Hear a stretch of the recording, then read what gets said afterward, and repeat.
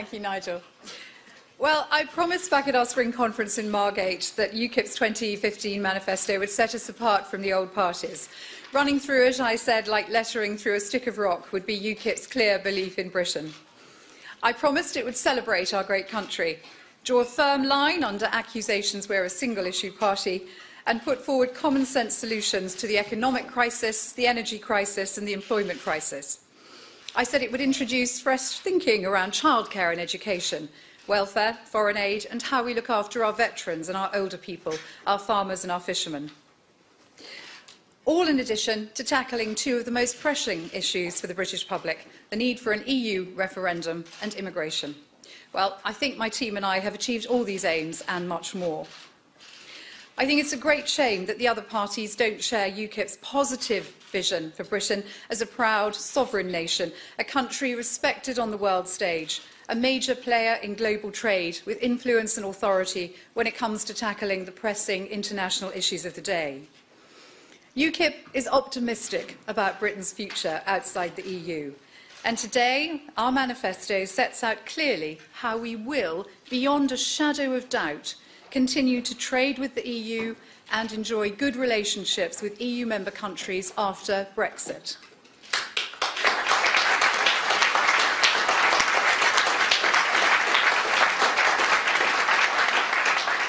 We don't need to be in political union with the EU to play a significant role in Europe. We've nothing to lose and everything to gain from Brexit, not least the ability to bank £9 billion a year that we will recoup from direct contributions alone and put that money into projects we know can be of far greater benefit to Britain. The simple fact is, whatever else you hear in the course of this election campaign, UKIP is the only party with the money. We're the only political party that can make spending commitments without raising taxes or adding a single penny to the national debt. We can give more to the NHS, to defence, the police, prison service and border agency. We can cut business rates, support students and carers, incentivise house building, honour the military government and, yes, give much-needed tax cuts to both the lowest paid and that squeezed middle. And what's more, we're the only party whose fiscal plans have been fully costed and independently verified, as you can see in this 20-page document accompanying our manifesto today. We can show you the money because we have the money. And we have the money because we are not afraid to tackle head-on the big issues the other parties would frankly rather forget about. Take HS2. UKIP's made no secret of the fact that we'll scrap this white elephant, saving £4 billion in capital expenditure by the end of the Parliament. Another taboo we want to break, the Barnett formula, disowned by Lord Barnett himself and dissed by 2 parliamentary committees. Yet Westminster is far too worried about the wrath of the Scots to replace this outdated funding formula for the devolved nations with a needs-based system. Well, UKIP isn't frightened, and we will replace it, phasing in the changes to save £5.5 billion a year by the end of the Parliament. Another taboo I want to break this morning is the huge overseas aid budget. We've learned this week that the National Crime Agency is setting up a new department to prevent misuse of the massive £11 billion foreign aid budget, proving what UKIP has long said. Far too much of the money is eaten up by corruption and falls into the wrong hands.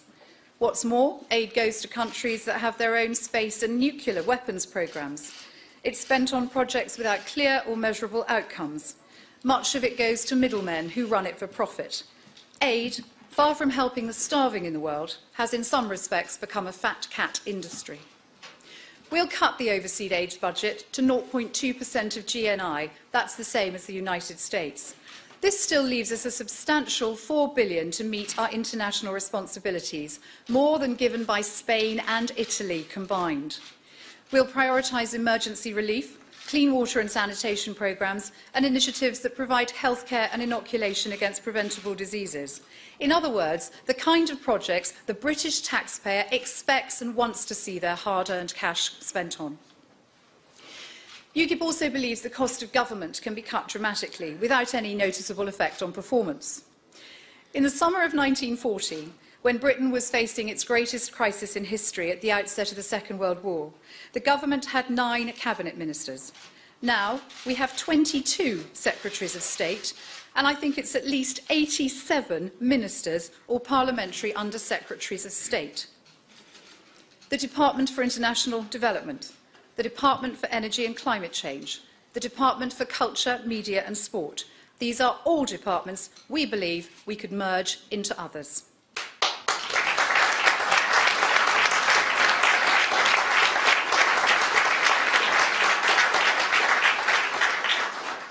The money we save from leaving the EU, replacing the Barnett formula, scrapping HS2, reducing the size of government and decreasing the overseas aid budget, taken together with ending funding to what we call fake charities or state-sponsored lobbying and health tourism, while reaping a modest income from charging foreign lorries to use our roads, gives us a huge sum to invest in Britain, over £32 billion a year by 2020.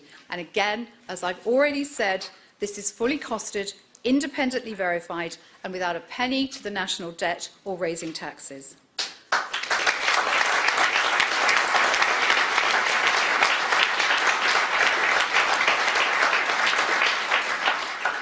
More money to spend means more money to go back to the taxpayer. We'll take everyone out of minimum wage, out of tax, and raise the personal allowance to £13,000 a year at least. That's higher than any other party is pledging. We'll also raise the 40% tax threshold to £55,000 to provide a boost for middle-income earners who are no longer the wealthy in the country this tax was meant for, but they're school teachers, train drivers, senior nurses. And as Nigel said, we'll give even more help to the squeezed middle by introducing a new mid-rate of tax set at just 30% for those earning between £45,300 and £55,000 a year. UKIP is proud to put money back in your pocket. Couples will get a boost for our plans to raise the transferable tax allowance to £1,500. And we'll help families who want to leave their treasured possessions to their children by abolishing inheritance tax completely. Our plans won't discriminate against single people or those who have personal assets that don't take the form of bricks and mortar. The money only UKIP can find will also make a significant contribution to tackling a growing scandal in our country, the appalling way in which many of our vulnerable elderly people are treated. According to Age UK, there are now nearly 1 million people between the ages of 65 and 89 who have social care needs that aren't being met. UKIP will reverse the coalition's cuts to social care by spending an additional £1.2 billion every year by the end of the next Parliament, and making services more efficient by bringing the NHS and social care together. This is another common-sense solution that will have a knock-on effect of helping solve the problem of 1 million hospital bed days lost every year because patients can't be discharged if they don't have enough help at home. The NHS itself, we've already said UKIP will fund 20,000 new nurses, 8,000 new doctors and 3,000 new midwives. We'll put a GP into every A&E, improve mental health services and scrap those hated hospital parking charges. And today, I want to talk about a new health pledge in our manifesto. We will build a dedicated, fully staffed, fully equipped military hospital.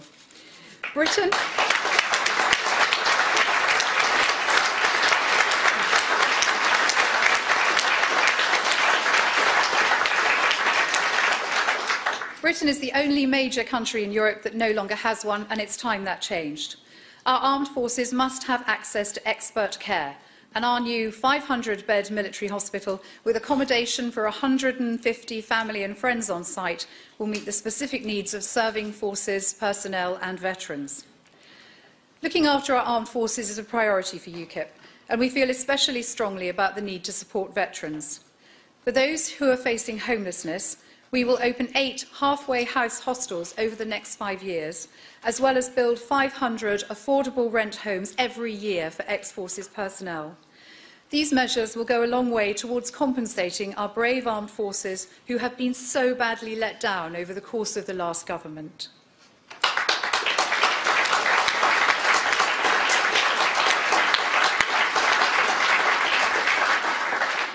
Under the terms of our NATO membership, we should be spending 2% of GDP on defence, yet UKIP is the only party that is actually pledging to meet those obligations. We'll phase in our increased defence spending, providing an additional £4 billion a year by 2020 to return funding for our armed forces to the level it reached before the coalition made such deep and damaging cuts. UKIP will rebuild our armed forces and restore them to their rightful place among the most professional, flexible and effective fighting force in the world, able to meet the security demands of the modern era. Our spending plans also mean we can make sure armed forces on active service overseas do not pay any income tax.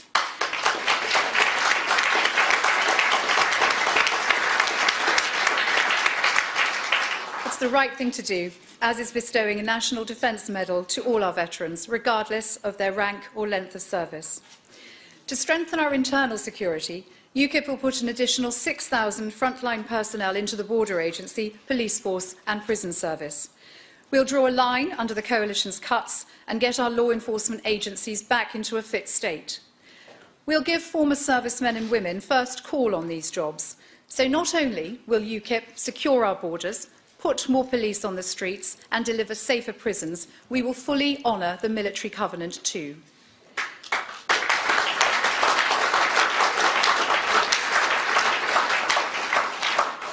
UKIP is also the party of small business. We'll cut business rates by offering 20% small business rate relief to potentially 90% of business properties, some 1.5 million in total, that have a rateable value of less than £50,000. And because cash flow is difficult enough at the best of times, and no small business should have to act as a banker for their clients, we'll introduce a scheme to stop big companies making repeated late payments to smaller companies.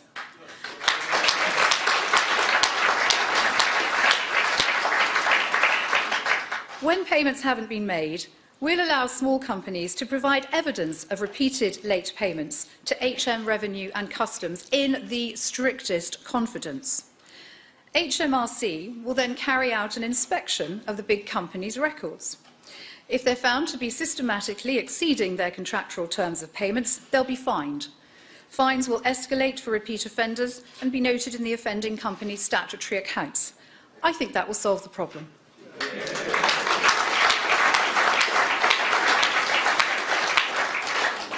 While we're on the matter of business and employment, let's look at pensions. When you've looked forward to your retirement, sudden changes to the state pension age can wreck your plans. UKIP will ease the pain caused by recent changes by introducing a flexible state pension window. In the same way that you can currently delay taking your state pension in exchange for a slightly higher amount, we'll give pensioners the option to take their pension slightly earlier for a lower amount, from the age of 65. Our proposals will especially help women who've borne the brunt of recent changes. And we will, of course, continue all pensioner benefits, such as free bus passes and TV licences, the winter fuel allowance, free prescriptions and so on, without means testing. Not only that, by repealing the Climate Change Act, which makes energy companies add, or will make them add, nearly £9.8 billion onto our energy bills by 2020, we'll cut fuel bills for everyone, for every household, by an average of £197 by then.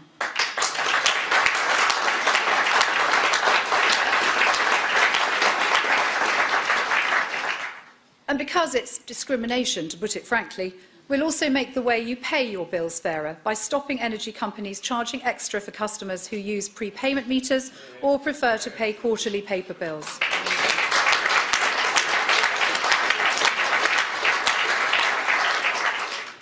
UKIP will increase the carers allowance too.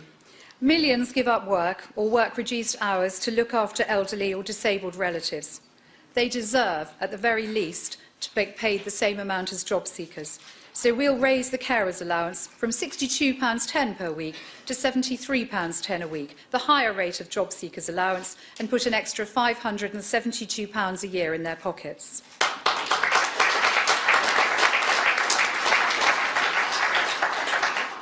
To help the students of today who have the skills we need tomorrow, those with degrees in science, technology, engineering, mathematics or medicine will not have to repay tuition fees, provided they work in their discipline and pay tax in the UK for 5 years after graduating.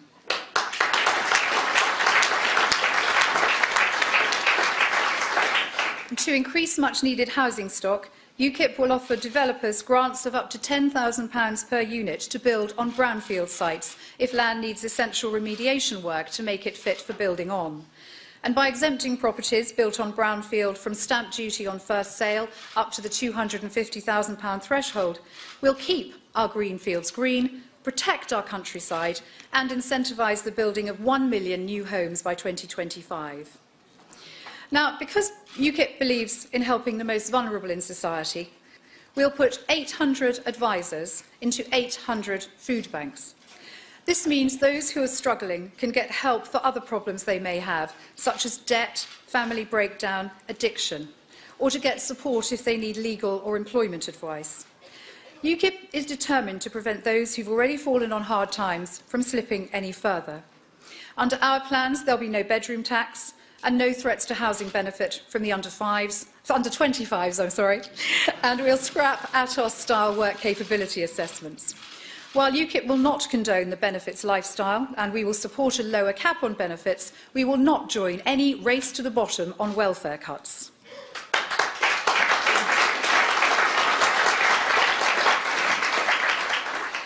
Today, UKIP draws a line in the sand and throws down the gauntlet to the other parties. We are advocating common sense and compassion. We say this is how taxpayers' money should be spent. This is how we can get better value for money here at home for the people of Britain on responsible social projects. And remember, our sums add up. This is not pie-in-the-sky policy making. It's costed and it's realistic. If the people of Britain choose to follow our pathway out of the EU and into the world, it could become reality within months. Under our vision for direct democracy, the people of Britain could also access the heart of government within months. UKIP believes in people power, and every 2 years will allow a national referendum on the issue of greatest importance to the British public, gathered via an approved petition of more than 2 million signatures. The outcome will be included in the Queen's speech, so the public can and will directly affect legislation. We'll also offer real recall. We'll make MPs and other elected officials answerable to their constituents. We should be able to tell them, you're fired, if they deserve to be, and UKIP will give you real power to sack your MP.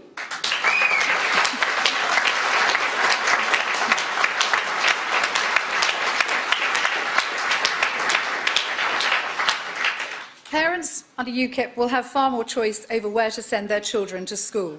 We'll bring back grammar schools and increase vocational and technical colleges. We'll also free up teachers' workloads by cutting down on the paperwork that's taken the joy out of the profession for too many. We'll give parents greater freedom over how they use their childcare vouchers, allowing them to club together to hire a nanny or childminder, for instance. And by requiring local authorities to keep a register of childcare providers willing to offer emergency care at short notice, mums and dads can have easy access when they most need it. On a more serious note on childcare, we want to hold a thorough review of child safeguarding. Despite more rules and regulations than ever, the system is clearly not protecting our children as it should be, and we will investigate failings without fear or favour. UKIP's also the party of animal welfare. Out of the EU, UKIP will end the transport of live animals for slaughter that Brussels continues to allow. We'll install CCTV in every abattoir to ensure the highest standards are met, and we'll triple the maximum jail sentences for those convicted of animal cruelty and torture, also imposing lifetime bans to prevent them from ever owning or looking after animals again. Now, I think I've already covered quite a lot of ground for a single-issue party.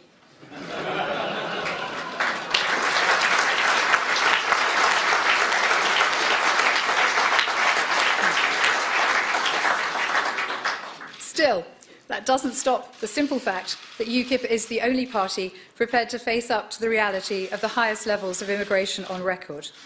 But let me make it clear. UKIP is not anti-immigration. Immigrants are not the problem.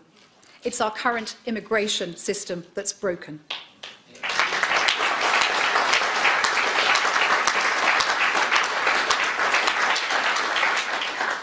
UKIP will welcome immigrants from across the globe, including EU member states. We will never pull up the drawbridge, as has been suggested. we'll simply start to control who walks over it, as nearly 200 other countries already do worldwide.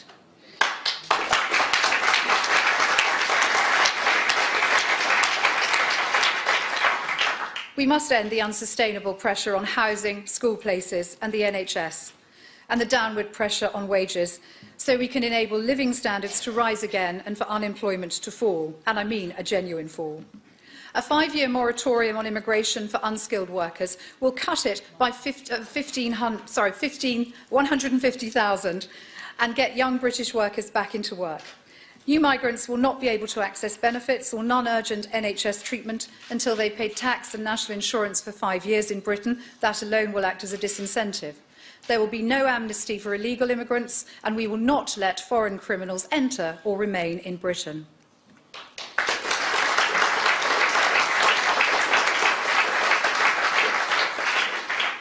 I'm proud of our immigration policy. UKIP will not discriminate against non-EU countries, and not least against our old friends in the Commonwealth.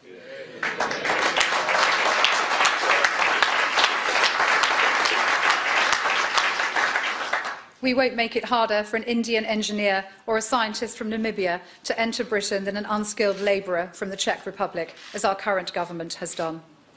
But we can only control immigration by leaving the European Union, and that means voting UKIP. Without UKIP MPs in the House of Commons to hold the old party's feet to the fire and make them keep their promises or change their intransience, you will never, never get an in-out EU referendum. How many times have we already been promised one? By Tory, by Labour, and yes, even the Lib Dems. How many times have they gone back on their word? Without UKIP MPs, they will backslide again. So not only if you want an EU referendum do you need to put your faith in UKIP.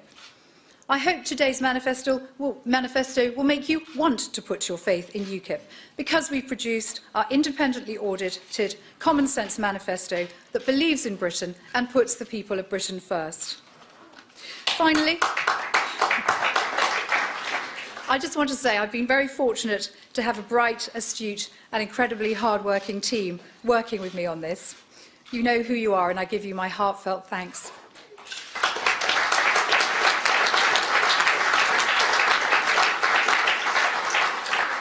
Thank you for bringing this manifesto to fruition with me, and thank you for allowing me to share UKIP's vision of Britain's true potential.